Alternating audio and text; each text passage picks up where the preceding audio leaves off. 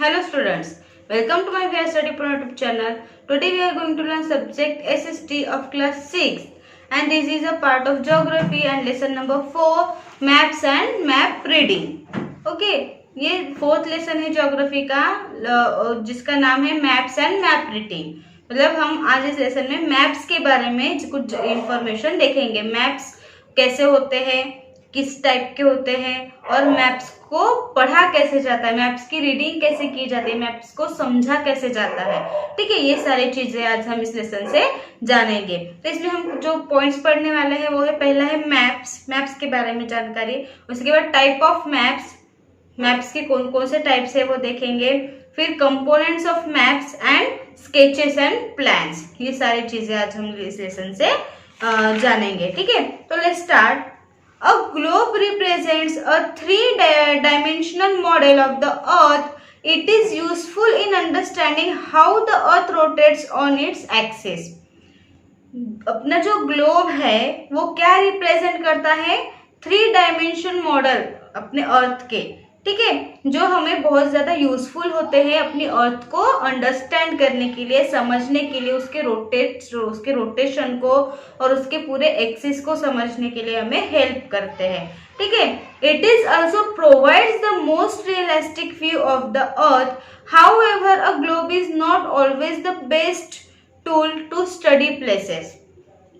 जो ग्लोब है, ग्लोब तो आपको पता ही होगा, है ना, जो ऐसे बड़ा स्फेरिकल शेप में होता है ना, और उस पे पूरा अपना अर्थ का जो मतलब अर्थ की सारी चीजें उसमें शो की जाती है। और जैसे आपने कभी देखे होंगे इसे टेबल पे वगैरह, किसी ऑफिस में से टेबल पे रखा जाता है जो ऐसे गोल गोल घूमता है ना, उसको ग्लोब कहते हैं।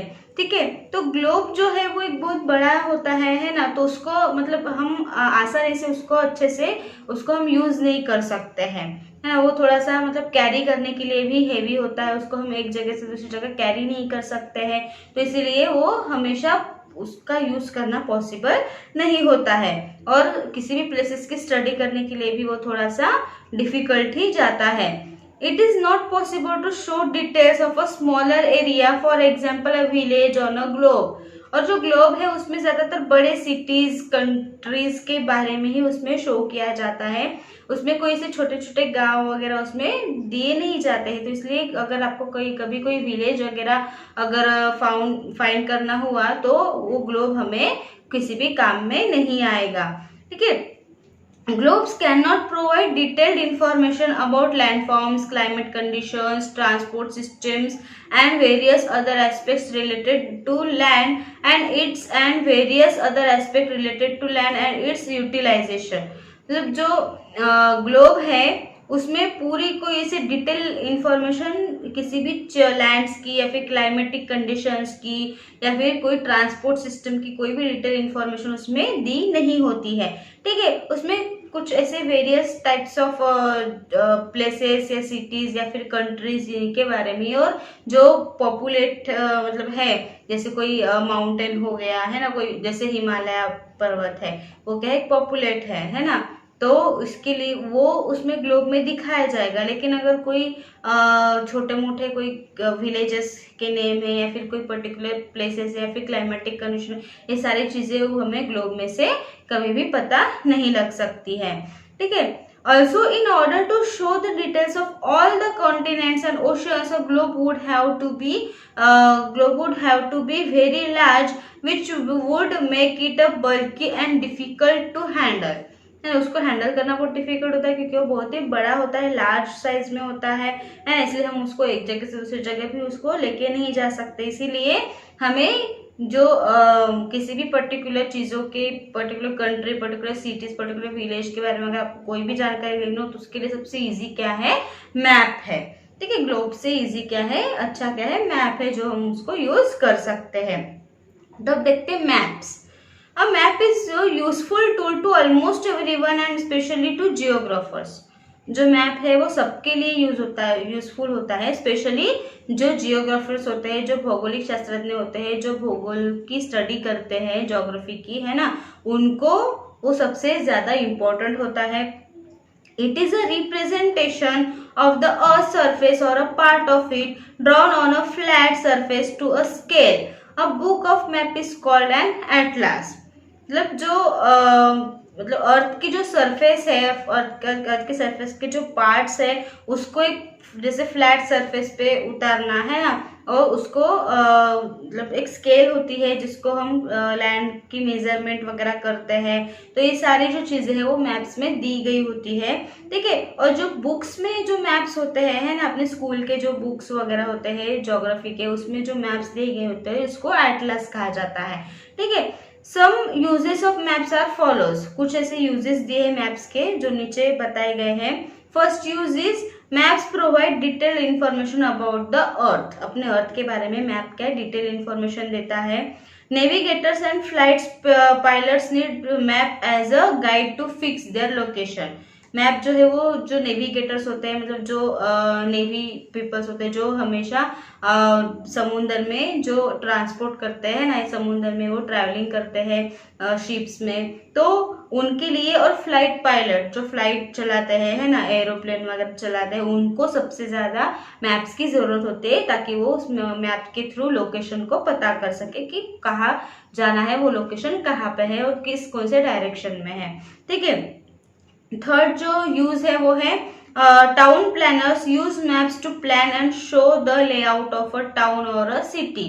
जो टाउन के प्लानर्स जो होते हैं उनको मैप्स का यूज किस लिए होता है, अपने किसी भी टाउन या फिर किसी सिटी का लेआउट देखने के लिए, ठीक है। अब है टाइप्स ऑफ मैप्स। मैप्स के क्या कौन कौन से टाइप्स है, मैप के 3 टाइप्स है।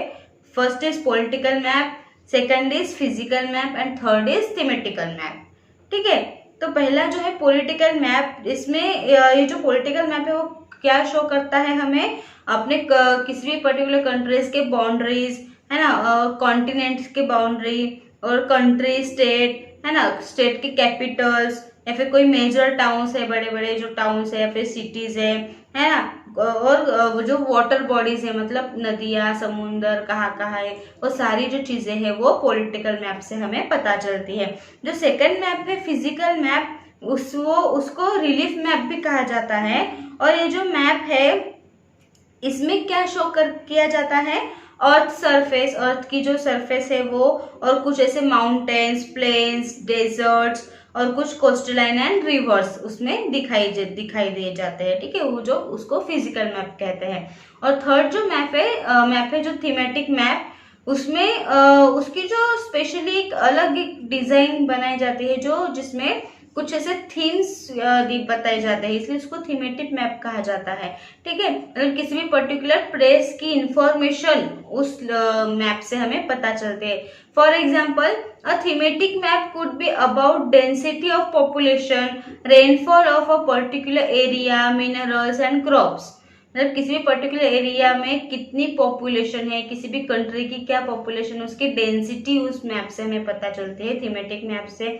और कौन से प्लेस पे कितनी बारिश हो रही है ना, वो कितनी बारिश हुई है, वो क्लाइमेटिक जो चेंजेस होते हैं, क्लाइमेटिक का जो भी माप जो भी नाप होता है ना, वो भी हमें इस थीमेटिक मैप से पता चलती है। और कुछ मिनरल्स और क्रॉप्स, अनाज वगैरह, कौन से पर्टिकुलर एरिया में कौन सा अनाज उगा है, कितने प्रतिशत है, वो सारी चीजें जो है वो इस थीमेटिक मैप से हमें पता चलती है। ओके, अब हम देखेंगे components of map. Every map should have certain components that help us in interpreting and understanding it properly. मतलब हर एक मैप जो है वो हमें जो अर्थ की जो इंटरप्रेटिंग और मतलब जो भी कंपोनेंट्स है उसको अंडरस्टैंड करने के लिए, प्रॉपरली उसको समझने के लिए यूज होते हैं। This essential components are discussed below. जो मेन इंपॉर्टेंट जो कंपोनेंट्स है वो नीचे दिए गए हैं। फर्स्ट कंपोनेंट इज टाइटल, ठीक है। जो मैप में जो मेन टाइटल दिया होता है ऊपर में वो सबसे इंपॉर्टेंट होता है।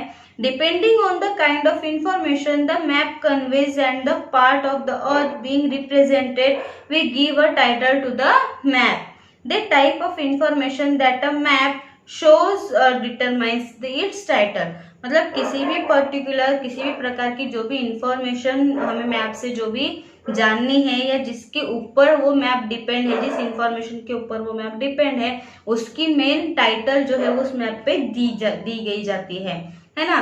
फॉर एग्जाम्पल अगर कोई एक वर्ल्ड मैप है, ठीक है, तो उसके ऊपर एक टाइटल दिया रहेगा द वर्ल्ड मैप, मतलब ये पूरी दुनिया का मैप है, है ना।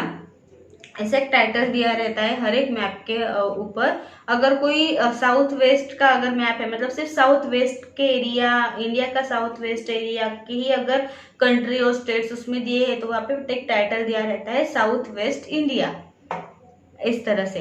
ठीक है, तो टाइटल मेन होता है। ठीक है, सेकंड जो है वो है scale. Scale is the proportion और ratio between the distance on a map and the corresponding distance on the ground or the earth surface. A small distance on a map represents a large distance on the ground based on a certain scale or value. Scales उसमें दिए गए होते हैं map में सबसे नीचे में, है ना। उसमें कुछ ऐसे डिस्टेंस उसमें दिखाया जाता है कि कौन से पोर्शन से कहाँ तक का कितना डिस्टेंस है ना। दो चीजों के किसी भी बीच का डिस्टेंस, रेशियो का डिस्टेंस उसमें दिया जाता है। ठीक है, और नेक्स्ट इसमें बताया है स्केल में कि the larger the scale of the map the more detailed it shows. मतलब जो बड़ी स्केल होती है मैप में तो वो ज्यादा कुछ डिटेल्स उसमें दिखाती है। Maps can also be expressed as a representative fractions. For example, one is 10,000, है ना। Here one unit on the map is equal to number of the same units on the ground. मतलब एक ऐसे digit दिया जाता है कि कोई भी जो मैप में बताया जाता है कि सेम यूनिट में कितना ग्राउंड उसमें आता है ना। जैसे कंट्री है, उस कंट्री में कितनी जमीन आती है, मतलब कितनी जमीन तक वो कंट्री फैली हुई है ना। ये सारी जो इंफॉर्मेशन है उस स्केल से हमें पता चलती है जो मैप में दी गई जाती है। It is also represented as a linear scale where a line is divided into equal parts and each part represents the actual distance of the ground as shown in जो मतलब इसमें ये बताया है कि जो एक स्केल जो बड़ी होती है जिसको लीनियर स्केल कहा जाता है। ठीक है, उसमें कुछ ऐसे लाइंस से वो डिवाइड की जाती है और कुछ ऐसे डार्क ऐसे कलर में दिखाया जाता है। तो उतने जो प्लेस है वो उसका डिस्टेंस, मतलब ग्राउंड का जो डिस्टेंस है वो हमें बताता है। ठीक है, अब नेक्स्ट है पॉइंट इंडेक्स। लाइक इंडेक्स जो मैप का एक कंपोनेंट है। द इंडेक्स और legend of a map gives the key to the symbols used on the map. मतलब इस इंडेक्स में जो सिंबल्स एक मतलब कीज जैसे बताए जाते हैं, जो सिंबल जो मैप में किसी पर्टिकुलर चीज को दिखाने के लिए वो यूज किया जाता है। This symbols help to avoid labelling the map with full names and too many details. मतलब उसमें उसका मतलब जैसे किसी भी पर्टिकुलर चीज का एक बड़ा पूरा नेम देने से अच्छा वहां पे उसका कुछ ऐसे सिंबल दिया जाता है। ठीक है, जैसे स्ट्रीम है ना। अगर किसी पर्टिकुलर जगह पे अगर स्ट्रीम है तो वहाँ पे स्ट्रीम का ऐसा एक निशान या फिर कोई ऐसा चिन्ह वहाँ पे बना के रहता है ना। जैसे कोई वेल है, अगर कुआं है कई जगह, कोई सिटी में या किसी टाउन्स में, तो वहाँ पे ऐसे डार्क डॉट ऐसे दिया जाता है, तब समझ जाइएगा कि वहाँ पे कुआं है ना। नदी अगर है तो नदी का ऐसा एक सिंबल वहाँ पे दिया जाता है।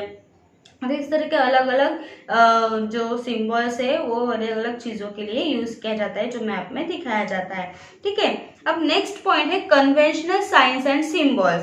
Maps use a set of standard signs and symbols that are internationally accepted to depict certain features and characteristics there are known as conventional symbol. ठीक है, मतलब मैप जो है वो एक स्टैंडर्ड ऐसे साइंस या फिर उसके कुछ सिंबल्स वो इंटरनेशनल के थ्रू वो कुछ ऐसे साइंस या सिंबल्स वो बनाते हैं और उसको मैप में शो करते हैं। उसी को कन्वेंशनल सिंबल्स भी कहा जाता है। Symbols also ensure that a map is not congested and confusing। मतलब वो सिंबल जो वो मैप में ये शो करते हैं कि वो जो पर्टिकुलर जो भी चीज है या जो भी पॉइंट है वो कोई कंजेस्टेड नहीं है या फिर कोई कंफ्यूजिंग नहीं है। With the help of this symbols it becomes very easy to read and understand a map. उस सिंबल्स की वजह से हमें मैप को इजीली समझने में हेल्प होती है और उसको पढ़ने में भी हेल्प होती है। ओके, अब नेक्स्ट पॉइंट है directions. You will notice that there are 4 directions on a compass.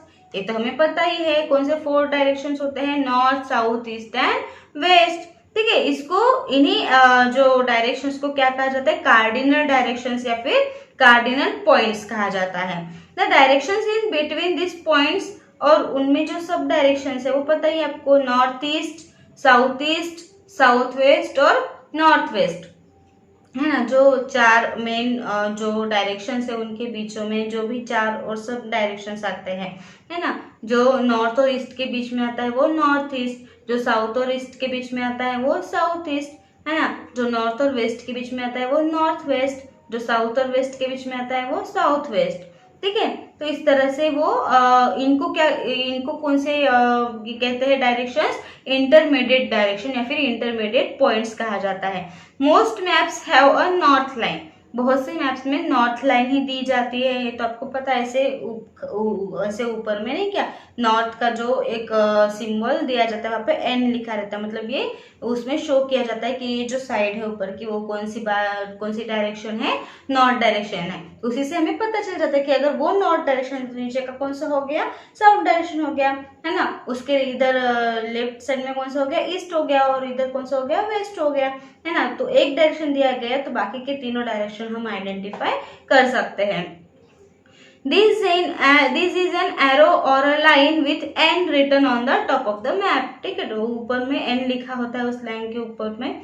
The north lines gives us the four main directions on the map। उस नॉर्थ लाइन से हम चारों जो डायरेक्शन है वो हम फाइंड आउट कर सकते हैं। The direction of a place is always taken with the help of the north line। मतलब जो भी डायरेक्शन के प्लेस है वो हम नॉर्थ लाइन के थ्रू हम उसको आइडेंटिफाई कर सकते हैं। और इसमें बताया है कि जो जैसे नॉर्थ ईस्ट के तरफ अगर हमें देखना है कि कौन सी कंट्री या कौन सा प्लेस है, तो हम नॉर्थ को देख के, और इधर कौन सा ईस्ट, तो उसके बीच में कौन सा है, नॉर्थ ईस्ट, तो वहां पे हम वो स्टेट को फाइंड आउट कर सकते हैं। ओके, अब नेक्स्ट जो पॉइंट है वो है स्केचेस एंड प्लान्स। मतलब हम मैप का यूज करके किस तरह से स्केचेस बना सकते हैं और प्लान बना सकते हैं। ठीक है, जैसे आर्किटेक्चर्स वगैरह करते हैं ना, अगर उनको कोई बिल्डिंग बनानी तो पहले क्या करते हैं, वो स्केचेस बनाते हैं, फिर उसके थ्रू वो प्लान बनाते हैं कि ईस्ट की तरफ क्या होगा, हॉल होगा, वेस्ट की तरफ बाथरूम होगा, है ना। इस तरह से वो जो पूरा पहले वो क्या कहते हैं, स्केच बनाते हैं ना। किसी भी घर को बनाने के लिए पहले हमें स्केच बनाना पड़ता है, तो उसी तरह से वो किस तरह से बनाते हैं वो आज हम इस पॉइंट में देखेंगे। Sketches and plans are various other methods used for depicting our surroundings, each one has its advantages. हाँ, मतलब स्केचेस और प्लान जो है वो हमारे लिए, मतलब जो भी आपको काम करना है वो एक अच्छी, मतलब यूजफुल एक मेथड है जो हम उसको अपने सराउंडिंग में यूज करके कोई भी प्लानिंग कर सकते हैं। तो इसमें पहला पॉइंट है sketches. Sketches can be drawn quickly to give a rough idea of the layout of a certain area or to show the route and locations of places, है ना। स्केच जो है वो एक मतलब क्विकली ड्रॉ होने वाली चीज है, मतलब जल्दी से हम उसको ड्रॉ कर सकते हैं, और एक वो अपनी एक रफ आइडिया होती है, मतलब एक रफ चीज हम बनाते हैं कि हम ऐसा करेंगे। कोई भी एक घर प्लान करना है तो आप पहले रफ आइडिया लगाते हो कि इधर हमारा बेडरूम होगा, इधर हॉल होगा, इधर किचन होगा, इधर मतलब ये सारी जो चीजें हैं वो हम पहले रफली एक पेपर पे हम ड्रॉ करते हैं ना। इस तरह से अपन घर बनाएंगे, 2 फ्लोर का होगा, फिर उधर ये होगा, इधर गेस्ट रूम होगा, इधर स्टोर रूम होगा, तो ये सारी चीजें जो है हम उसमें पहले स्केच बना के उसकी पूरी प्लानिंग करते हैं ना। तो ये क्या है, अपनी एक रफ आइडिया है, ठीक है। उसमें से हम एक प्लेसेस की लोकेशंस उसमें डिसाइड कर लेते हैं कि इधर ये होगा, उधर वो होगा, है ना।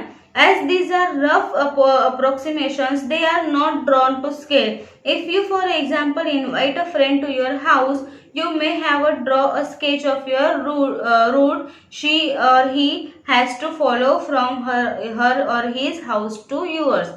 मतलब जैसे अगर यहाँ पे एक एग्जांपल दिया है कि अगर आपने अपने किसी फ्रेंड को अपने घर पे इनवाइट किया है तो आप ये पहले स्केच ड्रॉ करोगे कि कौन से रूट से हम उसको मतलब किस तरह से उसको हम अपने घर में लाएंगे, कहाँ पे बिठाएंगे, क्या क्या उसको दिखाएंगे, है ना, ताकि वो अपने भी घर को हमारे घर की तरह उसको फॉलो कर सके, है ना। तो ये क्या हो गया, एक प्लान हो गया, एक स्केच हो गया। अब देखते हैं plans. Plans tell us how a given area appears if it is looked at from above.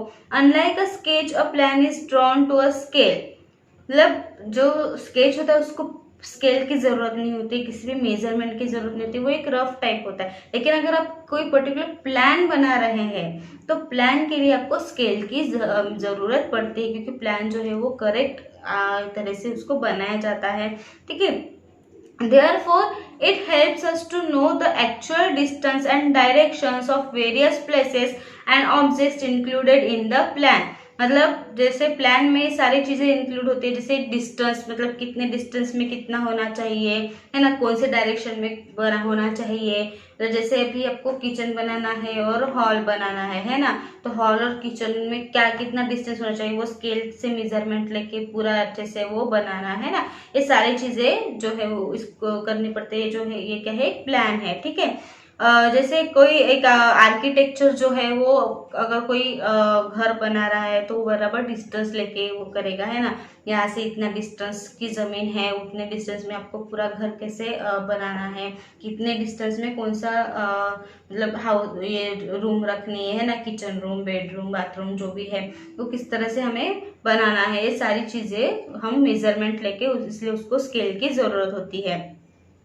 तो स्टूडेंट्स ये लेसन यहीं पे खत्म होता है। इसमें हमने मैप्स के बारे में जानकारी ली है, स्केचेस, प्लान्स, है ना, ये सारी चीजें किस तरह से मैप के जो टाइप्स थे वो हमने जाने हैं, और प्लान कैसे बनाते हैं, स्केच कैसे बनाते हैं, ये भी हमने इसमें से इंफॉर्मेशन देखी है, ठीक है। तो स्टूडेंट्स अगर इस लेसन के से रिलेटेड अगर आपको कोई भी डाउट हो तो आप मुझे कमेंट बॉक्स में जरूर पूछें। Thank you.